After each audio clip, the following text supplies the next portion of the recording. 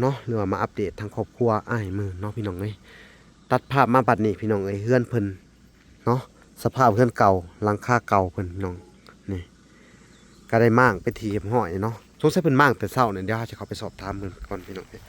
เนาะนี่ปอดโธ่สบายดีอ่ะหุ่นบ่พรสบายดีเด้อบ่พรอ่ะเป็นอะไรมื้อนี่คือแจ้งจังปางเลยมาบัดนี้เนาะมาฮะมาแบบประมาณ8 โมงโอ้มั่งคนเดียวเลยมา4-5 คนแหละอืม ซอยกันอืมอาบน้ำบ่นี่โดยหุ่นพี่น้องเอ้ยอาบน้ำบาดาลเนาะผู้แม่นละ เมียเพิ่นเนาะพากันอาบน้ำเนาะแม่นละมันร้อน มานอนแห้งครับอ๋อโธ่นอนก็นอนบ่ได้ เอ้าธรรมลากะมาบอกแหละมื้อใดเจ้าสิออกไปเอาน่ะก็อันน่ะบานประตูก็ได้แล้วบานประตูมีแต่เอาไปเปลี่ยนเด้อโดยเอาไปเปลี่ยนโลดมันมีผู้ที่เพิ่นว่าอันน่ะแมตช์70ก็มีเพิ่นว่านั่นน่ะไปเปลี่ยนเอาตัวนั้นก็ได้เนาะโดยอืม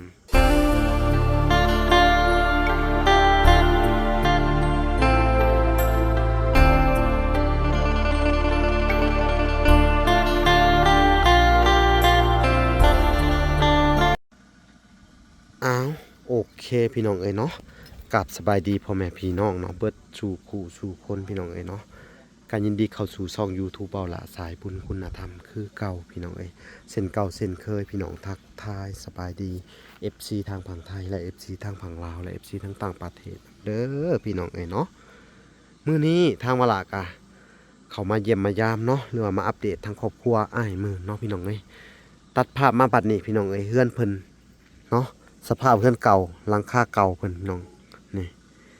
ก็ได้ม่างไปทีเรียบร้อยเนาะสงสัยเพิ่นม่างแต่เช้าเนี่ยเดี๋ยวจะเข้าไปสอบถามเพิ่นก่อนพี่น้องเอ้ยเนาะนี่ปอดโธ่สบายดีอ่ะหุ่นบ่พรสบายดีเด้อบ่พรอ่ะเป็นอะไรมื้อนี่คือแจ้งจังปางเลยมาบัดนี้เนาะมาฮะมาแบบประมาณ8 โมงโอ้มั่งคนเดียวเลย มา4-5 คนแหละอืมซอยกันอืมอาบน้ำบ่นี่โดยหุ่นพี่น้องเอ้ยอาบน้ำบาดาลเนาะผู้แม่นละ เมียเพิ่นเนาะพากันอาบน้ำเนาะแม่นละมันร้อน มานอนแห้งครับอ๋อโธ่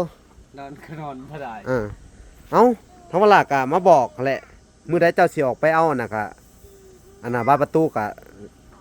ได้แล้วบานประตูมีแต่เอาไปเปลี่ยนเด้อโดยเอาไปเปลี่ยนโลดมันมีผู้ที่เพิ่นว่าอันน่ะแมตช์70ก็มีเพิ่นว่านั่นน่ะไปเปลี่ยนเอาตัวนั้นก็ได้เนาะโดยพี่น้องเอ้ยเป็นจังได๋บาดนี้สบายดีเนาะโดยสบายดีแล้ว ตอนเที่ยงกินข้าวกินปลาเบิดแล้วบ่นี่ กินข้าวแล้วกินกับแกงหน่อไม้อ๋อกินแกงหน่อไม้โดยเวลาเป็นตาแซ่บหั่นน่ะแกงหน่อไม้ยามนี่แซ่บเลยเนาะโดยคุยผักแวนพี่น้องเอ้ยเนาะบ่หลาย บ่ได้เวลาไทยนาเดียวไผไปหาเมียเองนะ คือแต่มันมีหลายบ่มันบ่มีนะมันมีหลายก็สิเอาหลายก็ให้แล้วมันพลาดอ๋อก็บ่ได้ขอดอกถามซื้อบ่พี่น้องเอ้ยเอาสบายดีน้องให้ก่อนสอนให้เขาเว้าลาวหน่อยเด้อโดยสอนนำแน่เอาบาดนี้เฮ็ดตอนนั้นแล้วแล้วก็มาเตรียมเฮ็ดมุงหลังคาคือเจ้านั่นเด้อโดยเฮ็ด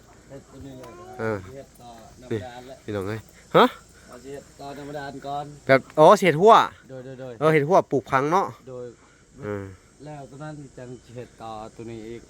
คอยเฮ็ดไปตอนนั้นแหละโอเคซะนะให้เจ้าคอยเฮ็ดไปเด้อโดยนั่นแหละยันมาไหวมันฮ้อนโดยมันให้คิดแต่ว่านี่รักเก่าเจ้าเนี่ยเอาไปเฮ็ดหัวแล้วหัวธรรมดาเนาะแม่นแหละน่าจะเป็นไม้แดงนั่นบ่นี่โดยไม้แดงเด้อพี่น้องเอ้ยนี่โอ้แก่นเนาะโดยไม้เพิ่นจักเสา2 4 6 8 9เสาบ่นี่โดยสับตัวนี้เนาะโดยพี่น้องเอ้ยนี่เอ้าบาดนี้หุ่นทางเมียเพิ่นก็สบายดีเป็นจังได๋น้ำมันดานเย็นบ่เย็นเนาะเย็นสบายเลยพี่น้องเอ้ยคักเลยพี่น้องเอ้ยเนาะแล้วเวลาข้าวสุกยังมันสิกระตุกอ๋อมันเป็นสีกระตุกโดยนั่งลงพี่น้องเอ้ยนั่งคุยกันเบิ่ง นี่น้องเอ้ยมันว่าน้ำบาดาลมันจะกระตุกมือเนาะ โดยเวลาเขาดึงก็ขึ้นเนี่ย มันผืดเนาะ คือเวลาเขาปล่อยเสร็จมันก็ตกลง อืม นั่นนะ แต่ว่าต้นนี้เดี๋ยวเขาต้องถามเพิ่นเบิ่งอีกทางเจ้าของน้ำบาดาลนี่เด้อ ทำเบิ่งช่างก็กุ๊ก แต่ว่าสูบก็ได้อยู่น้ำเนาะปกติ แต่ว่าเขาเฮ็ดเผื่อไว้เขาว่าเผื่อบ่ให้แก้นนั่นเขาเอิ้นฟอยล์มันหั่นนะ โดย ให้ฟอยล์มันแน่นๆเนี่ยมันหนักน้ำฟอยล์มันหั่นแหละเนาะ ตัวนั้นแหละมันนะ มันหนักน้ำฟอยล์มันเนาะ โดย เออ บอกแห้งอยุ่ธรรมดานี่มันออก อืม เวลาสูบมันก็ตกลง เออ ตกลงจนโอ้โห เออ เวลาเขาดึงแล้วมันพึ่ง เออผมว่าลงมันง่ายว่าปะเดียว โด อ๋อ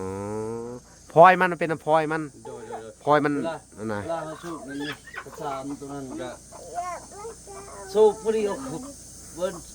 ซองหยกสูบที่จังเต็ม อ๋อ มันมึงเลย เมื่อย มันหนัก กระยามันตั้งออกกำลังกายเห็นได้ค่ะเขายังได้แบบนี้พืดๆไปสิเขายังออกกำลังกายเนาะแข็งแห้งได้ออกกำลังกายเนาะ โดย ถ้ามันบ่ได้อีหลีกะจังซี่อันน่ะปรึกษาเพิ่นเด้อ โทรไปหาเพิ่นก่อนเพิ่นก็ว่าอันน่ะโทรมาบอกได้นั่นน่ะเนาะแต่เขาก็บ่เข้าใจระบบน้ำปะนี่เนี่ยมันด้านนี่น้องเอ้ยการแป้งอ่ะต้องให้สร้างเพิ่นนั่นแหละเด้อ เล่นธรรมดา อืม พุ่น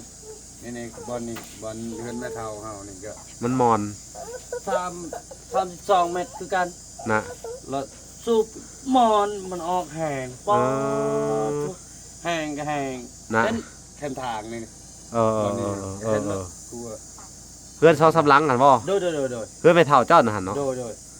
อื โอ้ยมวนก็มวนโฉบ บ่ ซ้ำนี่ก็ซ้ำก็ซ้ำตัวนี้ก็ อันนี้ 2-3 บาทก็เต็มรอง มเนาะ โดยอันนี้ก็ มันผืดเนาะ มันพึ่ง มันมะเขือมันก็เป็นน้ำๆแน่ แล้ว เออบ นพอเท่าเขาว่ามันยาวโพดตัดลงที่ชั้นๆว่ะ พลอยมันบ่ ว่านั่นลงไปเขาดึงก็ขึ้นนั่นนะ อืม ปล่อยมันนะ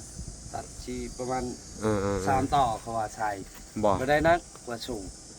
ม เอาก็บ่เคยได้นี่ก็ เอ เอ็ด อ บ่เป็นแบบบ่จักเขาก็ เราแปลงเป็นบ่แหละให้เรามาแปลงให้ก็ได้ แล้วก็เฮาสิมาเว้าอีกก็ให้มาแปลงให้ ให้เราแปลงให้ก็ได้เนาะเพื่อเพิ่นสิมาแต่ผู้มันก็อันน่ะใช้เวลาอีกเนาะ โดยแม่นแหละ เราแปลงให้ก็ได้มันก็มีปัญหาแต่มันพืชนี่แหละเนาะ โดย อืม สิเว้านี่อีก อืม เฮา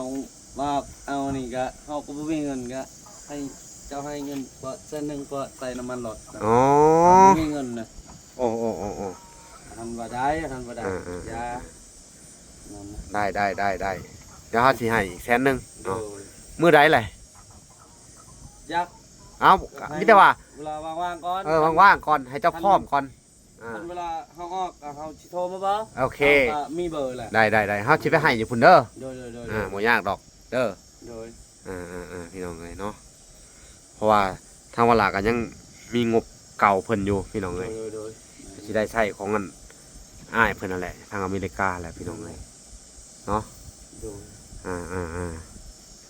เอาจังได๋ก็มีแต่ว่ามอบหมายให้เจ้า นี่ต้นนี้เฮ็ดละคั่วคั่วอ้อมเฮ็ดชิ้นใหญ่ๆเด้อ แม่นๆแล้ว ขุดนานพักไว้โลด โดย โดย ตัวนี้ก็เฮาสิแบบบอลเฮาสิปลูกไอ้ บอกพริก มักพริกนับสิพักเฮาสิปลูกก็เอาขุดก็เอาตัวนี้ก็มาเผาทิ่มลงให้มันมี พุ่น พุ่นนะ อันน่ะเศษเพื่องเศษอิหยังของเจ้านี่เผาได้แต่ว่าตัวนั้นที่มันเป็นห้าวหัวเจ้าบ่ต้องไปเผามันเฮ็ดมัดหัวเลย เฮ็ดบ่ได้นะ มันดอกเลย มันดอกเลย โอ้ฉะนั้นไปตัดเอามาใหม่เด้อซะเด้อ โดย ได้แม่นบ่ไปตัดเอามาใหม่นี่ ตัดเอาใหม่ก็ได้ นั่นแหละ ว่าดีใจ มีแต่ว่าหามอบหมายให้เจ้าเฮ็ดหั่นเด้อ โดย ยังให้เจ้าเฮ็ดนั่นแหละส่วนหลายก็ได้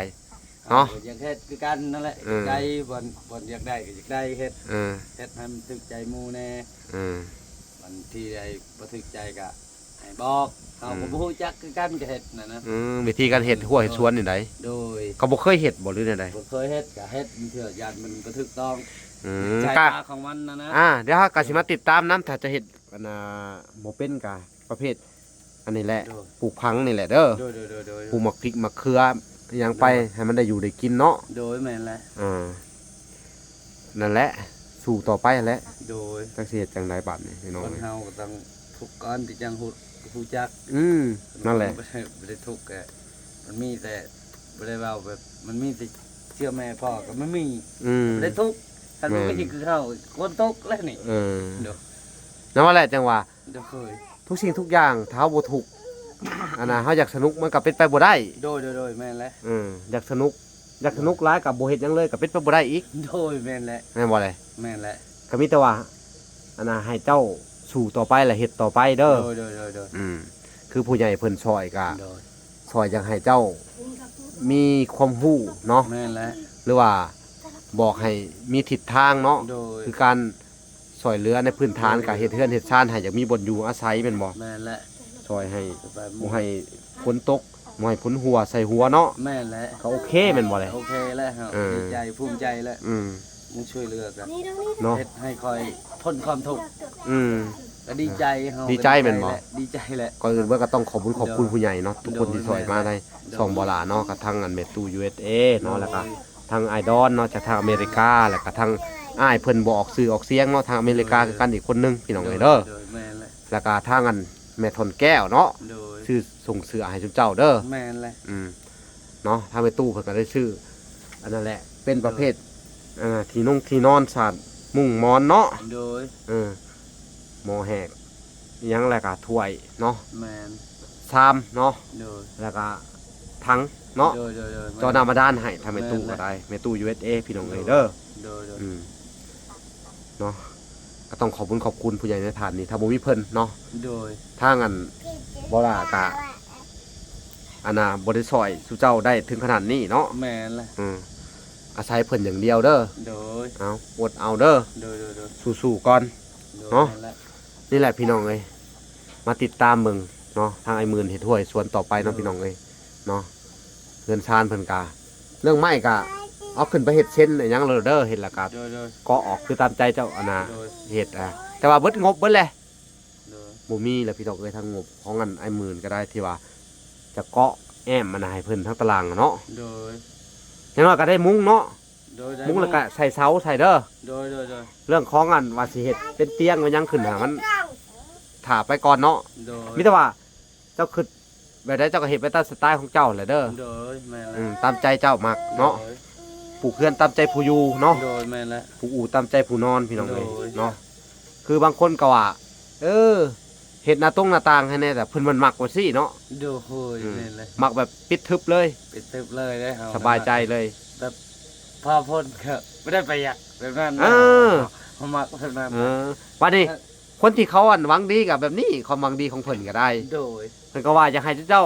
ย้ำฮงย้ำฮ้อนให้มีหน้าต่างมันจะสะดวกสบายนะ โดย แม่นบ่แหละ โดยแม่นแหละ อันนี้ก็ความหวังดีแหละเพิ่นก็แนะนำมาดีแหละเนาะ โดย ก็ต้องขอบคุณเบิร์ดสุขูสุขคนพี่น้องไอ้ตีชมเนาะ โดย ถ้าว่าล่ะก็นั่นแหละ ก็ได้มาอันนี้แหละมาว่าเราให้เพิ่นพังนั่นแหละเนาะว่าทั้งเทื่อผู้ใหญ่ปกติ FC ปกติเนาะ โดย อยากให้มีหน้าต่างเนาะแต่ว่าเฮ็ดตามงบเฮาเนาะ โดย เฮาบ่มีวงกบบานประตูพี่น้องเอ้ย โดย งบมันก็สิบานปลายเนาะ โดย คือของไอ้หมื่นนี่ก็ได้เพื่อนอันนี้เพิ่นก็เก็บสะสมแบบประเภทขายแบ่แน่ไปขายแห้งแน่ยะพอเอาให้แน่เนาะ โดยแม่นแหละ เลยมาได้เข้ากันแน่ทางเวลาก็ซอยสมทบเข้าไปนํแน่ โดย พี่น้องเอ้ยเนาะ ทุกสิ่งทุกอย่างนะเฮา า ทางอัญญาก็ซอย โดยถึงแม้สิบ่ร้ายพี่น้องคือคนอื่นพี่น้องเอ้ยแต่ ม่นหละ ได้ทันนี้เพิ่นก็ดีใจนิมกดีใจเนาะ เป็นคนมันแน่ อืม แล้วก็ขายอันนั้นแบ่แม่ อืม พอได้ๆจำนี้ อืม ทางเจ้าช่วยเฮาช่วยดีไง โดย ดีใจแหละมูช่วย ภูมิใจ โดยเอ้าสู่ต่อไปเด้อไอ้หมื่นเด้อ โดย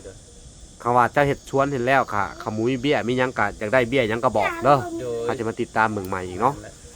พอมีน้ำมาด้านแล้วก็พอได้ฮดมันว่านี่ฮดผักปลูกมะพริกมะเขือเนาะ โดย มะฮุ่งเนาะพอได้ตำกิน โดยเขาปลูกเมื่อเขาปลูกแล้วจังว่าบ่ได้กินว่ามันเป็นอย่างนี้เขาปลูกอันนั้นอันนี้ก็ปลูกลองเบิ่ง เพราะว่าที่มันบ่เป็นมันก็บ่มีน้ำมาแหล้วมันจะบ่เป็น โดย อันนี้มันมีน้ำแหละมันก็ฮดได้มันก็เป็นปกติแล้วมะฮุ่งอันนั้นเนาะ แม่นแหละ เอ้าจังได๋ก็สู่ต่อไปเด้อ โดย ทางว่าล่ะก็นี่แหละพี่น้องเอ้ยหลังจากมาแต่เฮือนแม่เฒ่าไทยก็มาแวะเจ้าเด้อ โดย พ ไปส่งไม้ส่งต่ออิหยังเพิ่นเรียบร้อยแล้วว่าล่ะกะ ไม่ละครบ เอาแหวะเจ้า ฮะ ไปส่งในเท่าไทยครบเลยว่าไหม ไม่ครบแล้วแต่ว่าเฮ็ดเป็นเฮือนเฮ็ดเป็นกระต๊อบอันน่ะ4x6 เสาเด้อเสาเหลี่ยมเนาะเฮาเฮ็ดให้เพิ่นทำนั่นแหละ ใครเห็ด สมมุตินะยังบ่มีไผเฮ็ดนี่แหละเจ้าอยากไปเฮ็ดบ่แหละรับจ้างเพิ่นเฮ็ดได้บ่ จะเขาก็ เออ ท่านเด็ดไม่ได้ เฮ็ดบ่ได้แล้วก็ยาจักสิว่าจังไดพี่น้องเอ้ยเฮาก็จะอยากให้เพิ่นได้เนาะทางในเสาไทยก็ได้เนาะ บอก เอ้า ก็มีนี่ เฮาหา ว่า เงินบ่มีดอก มีเห็ด งบบ่หลายนะ โดย ลำด้านช่องล้านนี่แหละคำจ้างก็ได้มันเป็น 4x6 เนาะกระต๊อบหั่นน่ะ โดยแม่นแล้ว เอาโอเคได้หมื่นเด้อ โดยโอเค ถ้าว่าลากอ่ะโอ้ยพี่น้องเอ้ยหิวข้าวหิวน้ำเลย มาแต่เช้าผู้อยากข้าวอยากน้ำแล้วสิได้กลับก่อนเด้อ โดย พี่น้องเอ้ย เอาก็ไม่มีอาหารจริง บ่เป็นหยังดอก มี เอ้า ข้าวก็ไม่มีอาหาร โอเค จับเจียวหมกปิกนี่ โอ แหละ เคสิได้ออกไปนอกก่อนพี่น้องเอ้ยไปหาข้าวหาน้ำกินก่อนพี่น้องเอ้ยคลิปนี้ก็สิได้ขอตัวลำลาก่อนเด้อ โดย เอาพาไปติดตามคลิปตอนต่อไปพี่น้องเอ้ยเนาะ สบายดี โดยสบายดีและสวัสดีพี่น้องเอ้ย โดย พบพอกันใหม่คลิปหน้าพี่น้องเอ้ยคลิปนี้ขอกล่าวคำว่าสบายดีเด้อและสวัสดีบ๊ายบาย